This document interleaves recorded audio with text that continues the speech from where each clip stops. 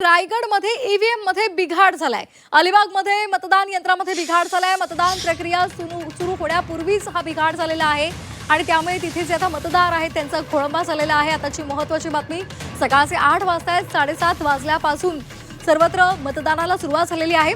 मात्र रायगडमध्ये ईव्हीएम मध्ये बिघाड झालेला आहे। अलिबागमध्ये मतदान यंत्रात बिघाड झाल्याची माहिती मिळते।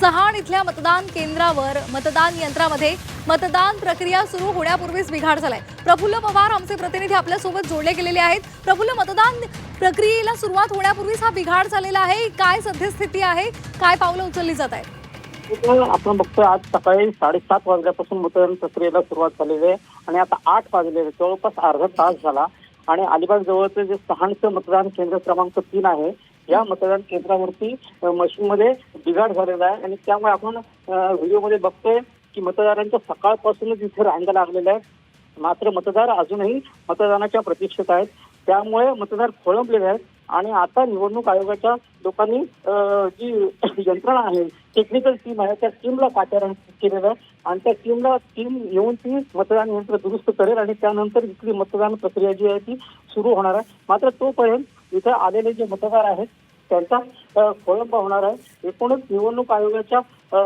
हलगर्जीपणाचं दर्शन आता या सुरुवातीपासूनच आपल्याला रायगडमध्ये पाहायला मिळते आणि मतदार इथं आता प्रतीक्षेत असतात, त्यामुळे मतदारांमध्ये थोडीशी नाराजी पसरल्याचं पाहायला मिळतं।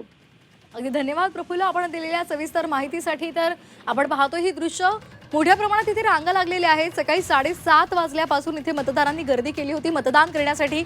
लवकरात लवकर मतदान करून नंतर मग आपापल्या कामांसाठी ते निघणार होते। मात्र रायगडमध्ये मतदान प्रक्रियेला सुरुवात होण्याआधीच इथे मतदान यंत्रात बिघाड झाल्यामुळे त्यांचा खोळंबा झालाय।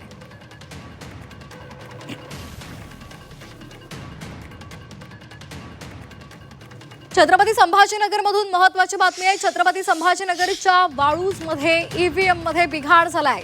तर अलिबाग पाठोपाठ आता छत्रपती संभाजीनगरच्या वाळूजमध्ये सुद्धा ईव्हीएम मध्ये बिघाड झाल्याची माहिती मिळते। या मतदानानंतर ईव्हीएम मध्ये आवाज येत नसल्याची तक्रार होते आणि त्यामुळे आता तिथे सध्या प्रशासनाकडून त्या ईव्हीएम मशीनची दुरुस्ती केली जाते, ते मशीन बदललं जात आहे। आपण ही दृश्य पाहतोय, छत्रपती संभाजीनगरच्या वाळूजमध्ये ईव्हीएम मध्ये बिघाड झालेला आहे।